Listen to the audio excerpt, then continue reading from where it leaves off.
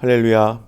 하루를 시작하는 성도들께 하나님의 은혜와 평강의 축복이 함께 하시길 기도합니다. 오늘 우리의 삶을 인도하실 하나님의 은혜를 기대하며 주시는 말씀 앞에 하나님을 향한 소망의 복음을 붙드시는 성도님들 되시기 바랍니다.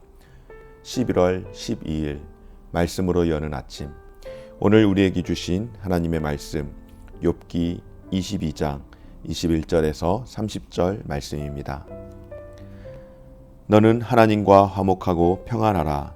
그리하면 복이 내게 임하리라. 청하건대 너는 하나님의 입에서 교훈을 받고 하나님의 말씀을 내 마음에 두라.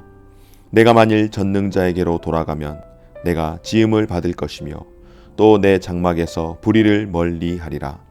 내 보화를 티끌로 여기고 오빌의 금을 계곡의 돌로 여기라. 그리하면 전능자가 내 보화가 되시며 내게 고귀한 은이 되시리니 이에 내가 전능자를 기뻐하여 하나님께로 얼굴을 들 것이라. 너는 그에게 기도하겠고 그는 들으실 것이며 너의 소원을 내가 갚으리라. 내가 무엇을 결정하면 이루어질 것이요 내 길에 빛이 비치리라. 사람들이 너를 낮추거든 너는 교만했노라고 말하라. 하나님은 겸손한 자를 구원하시리라. 죄 없는 자가 아니라도 건지시리니 내 손이 깨끗함으로 말미암아 건지심을 받으리라. 아멘. 오늘 엘리바스는 욥에게 마지막 권면의 말을 하고 있습니다. 그는 자신이 생각하는 해답을 욥에게 주면서 그대로 행할 것을 촉구하고 있습니다. 얼마나 맞는 말인지 모르겠습니다. 오늘 21절에서 30절 말씀 가운데에 너는 하나님과 화목하라, 평안하라. 그리하면 복이 내게 임하리라. 아멘이죠. 청하건대 너는 하나님의 입에서 교훈을 받고 하나님의 말씀을 내 마음에 두라. 아멘입니다. 내가 만일 전능자에게로 돌아가면 내가 지음을 받을 것이며 또 내 장막에서 불의를 멀리하리라. 아멘입니다. 정말로 맞는 말만 해주고 있습니다. 그런데 여러분, 엘리바스가 이렇게 제시하는 대답, 이 해답 맞는 말인데 분명 욥에게 소망이 되지 못하고 있습니다. 왜 그럴까요? 위로를 하는 것인지 훈계를 하는 것인지 조금 더 깊이 들어가 보면 위로보다는 전혀 위로가 결여되어 있는 훈계일 뿐이기에 오히려 그것은 욥에게 위로가 되지 않았습니다. 굉장히 좋은 말이고 맞는 말인데 엘리바스의 이 권면은 사실상 불가능한 축복임을 보게 됩니다. 사랑하는 여러분, 욥의 고난을 지켜보던 엘리바스는 그의 고난이 틀림없이 죄 때문이라고 확신했습니다. 바로 여기에서부터 엘리바스가 욥에게 했던 말들은 위로가 아닌 단순한 위로가 없는 결여된 훈계에 불과했던 것입니다. 그래서 욥이 회개하고 하나님께 돌아가면 용서받게 될 것이라고 권면합니다. 그렇죠, 여러분. 우리가 회개하고 하나님 앞에 돌이키면 용서를 받습니다. 뿐만 아니라 자비하신 하나님께서 욥에게 새로운 삶을 주셔서 악에서 벗어나게 하시고 회복과 평안을 주실 것이라고 말합니다. 그렇다면 여러분, 엘리바스가 지금 욥에게 말하고 있는 이 죄와 회개가 무엇입니까? 죄라고 하는 것, 그것은 하나님의 말씀을 거역하고 무시하면서 살아가는 것입니다. 반면에 그런 행위에서 돌이켜 하나님의 말씀을 마음에 두고서 불의를 멀리하며 살아가는 것, 이것이 회개 아니겠습니까? 엘리바스의 이런 권면, 정말로 중요한 권면입니다. 반드시 그렇게 살아가야 합니다. 그렇다면 오늘 이 말씀이 욥이 아닌 오늘 저와 여러분들에게 들려지는 교훈이라고 한다면 어떨까요, 여러분? 회개라고 하는 것, 이것은 단지 슬픈 감정이나 반성을 하는 것이 아닙니다. 그냥 감사하다, 지난주에 주일 설교를 통하여서 10명의 문둥병자 가운데에 9명의 문둥병자가 자신의 병 나음을 깨닫고 내가 병이 나았네. 와, 예수란 사람 신통하지. 감사하네. 그리고 그냥 가던 길 가는 것.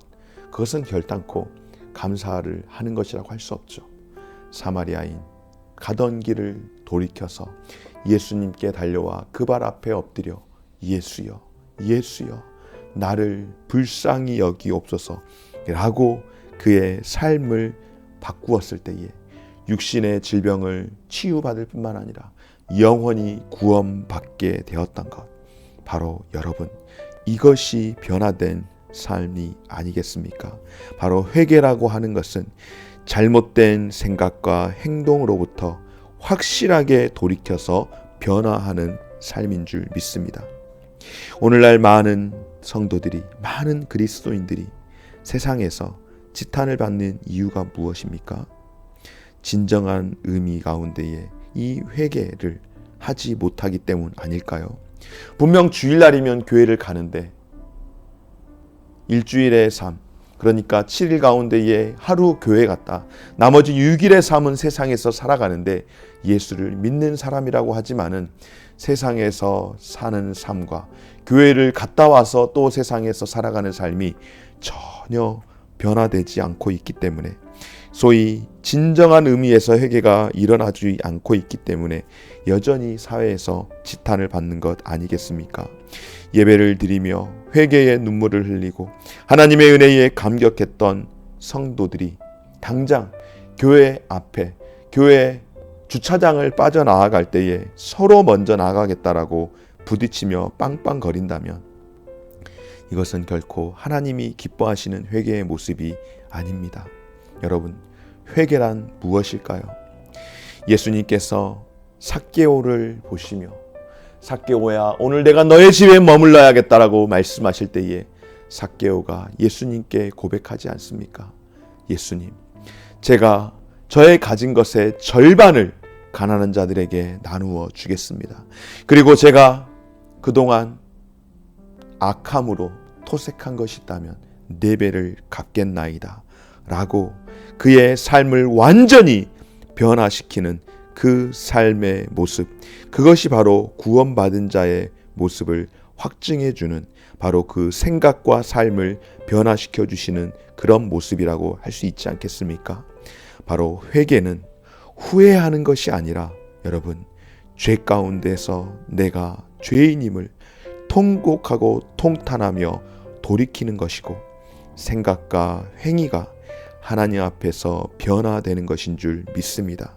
오늘 엘리바스의 이 교훈이 오늘 저와 여러분들에게 하나님 앞에서 돌이키지 않았던, 하나님 앞에서 죄인으로 살았던 우리의 삶을 다시 한번 온전한 회개를 통해 하나님이 원하시고 하나님이 기뻐하시는 성도의 삶을 살아갈 수 있는 저와 우리 모든 성도님들의 삶이 되어지시기를 주의 이름으로 축원합니다.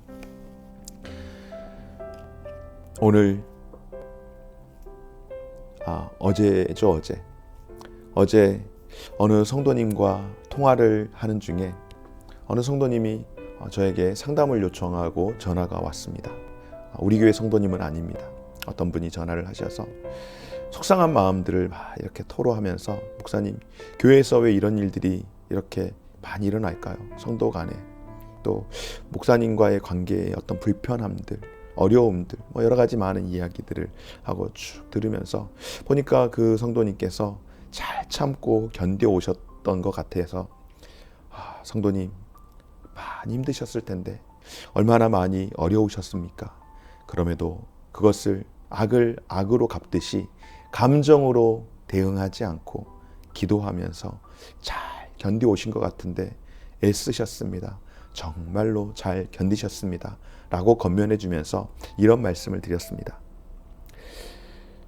이분이 교회 안에서 어떤 불편한 일들이 일어나는 것을 보면서 세상에서도 이런 일들이 잘 안 일어나는데 어떻게 교회 안에서 이런 일들이, 속상한 일들이 이렇게 좀 이해하지 못하고 정말로 세속적으로 일어날 만한 일들이 이렇게 버젓이 교회 안에서 또 중직자들 가운데에서 또 교육자들 가운데에서 일어나는 어떤 그런 민감한 문제를 두고 시험에 들었었는데, 제가 말씀을 드리기를, 성도님 죄송합니다.